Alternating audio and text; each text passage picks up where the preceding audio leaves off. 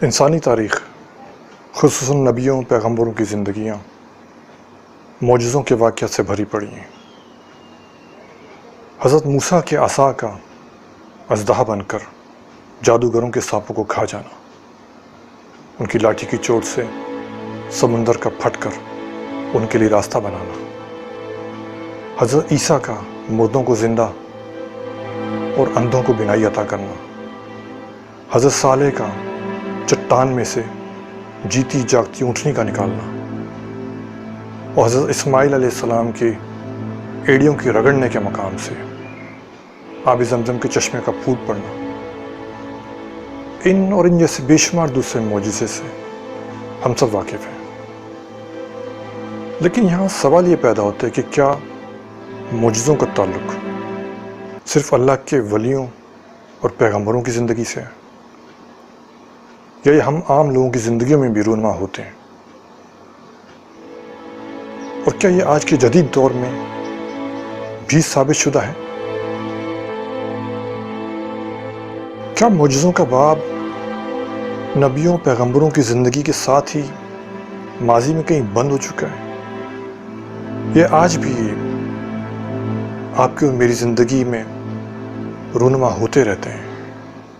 ان تمام سوالوں کے جواب اثبات میں ہیں۔ جی ہاں، معجزے آج بھی رونما ہوتے ہیں، آپ کی اور میری ذاتی زندگی میں بھی۔ اگر ہم اپنے ماضی میں نظر دوڑائیں تو ہمیں ہمارے ساتھ پیش آنے والے کچھ اہم واقعات ضرور یاد آ جائیں گے، جن میں غیر معمولی طور پر ہمارے ساتھ کچھ اچھا ہوا تھا، جیسے غیب سے ہماری مدد کی گئی۔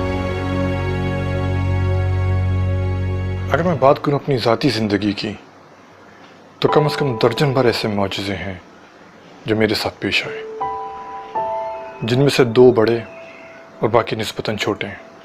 اگر میں ان تمام کی تفصیل بیان کرنے لگوں تو یہ ویڈیو لمبا ہو جائے گا، اس لیے جن 2 معجزات کا آج میں اس ویڈیو میں ذکر کرنا چاہتا ہوں وہ حالیہ لاک ڈاؤن کے دوران میرے ساتھ پیش آئے، جن میں سے ایک عطر کی ایک خالی بوتل ہے، جس کی خوشبو میں ہر روز اپنے نماز روم میں، جہاں قرآن اور دیگر دینی کتابیں اور ایک علم نصب ہے، اس کے فرارے پر لگاتا ہوں۔ عطر کی چھوٹی سی بھری ہوئی بوتل تقریباً 20-22 روز چلتی ہے۔ جب حالیہ لاک ڈاؤن شروع ہوا تو اس میں تقریباً 20% عطر باقی موجود تھا، جو اگلے 6 سے 7 دن کے لیے چلنے کے قابل تھا۔ دکانیں، بازار لاک ڈاؤن کی وجہ سے اگلے 2 ماہ کے لیے بند ہو چکے تھے، لہٰذا نیا عطر لانا ممکن نہ تھا۔ 1 ہفتے بعد بوتل خالی ہو گئی، عطر ختم ہو گیا۔ میں نے عطر کی اس بوتل کو الٹا کر کے رکھنا شروع کر دیا۔ میں اپنی حسب روٹین ہر روز صبح فجر کی نماز کے بعد آتا، عطر کی بوتل اٹھاتا، اسے کھول کر علم کے فرارے پر لگاتا اور دوبارہ الٹا رکھ کے چلا جاتا۔ یہ سلسلہ یوں ہی 2 ماہ لاک ڈاؤن کے دوران چلتا رہا۔ اس خالی بوتل سے عطر علم کے فرارے پر لگتا رہا۔ عطر کی اس خالی بوتل سے علم کے اس فرارے پر خوشبو منتقل ہوتی رہی۔ یہ روٹین کے برخلاف ایک غیر معمولی عمل تھا جو 2 ماہ چلتا رہا اور تاحال آج کے دن تک جاری ہے۔ دوسرا معجزہ جو حال ہی میں میرے ساتھ پیش آیا وہ بیڈ روم میں لگا یہ پرانا AC یونٹ ہے، جو 4 سال پہلے سیکنڈ ہینڈ کنڈیشن میں سستے داموں خریدا گیا تھا۔ پچھلے سال گرمی کے آغاز میں ہی اس نے کام کرنا چھوڑ دیا اور چلتے چلتے اچانک گرم ہوا پھینکنے لگتا۔ مکینک کو دکھانے پر پتہ لگا کہ AC بہت پرانا ہونے کے باعث اس کی باڈی اور پارٹس گل چکے ہیں۔ اسے ریپیئر کرانے کی کوشش پیسے ضائع کرنے والی بات ہے۔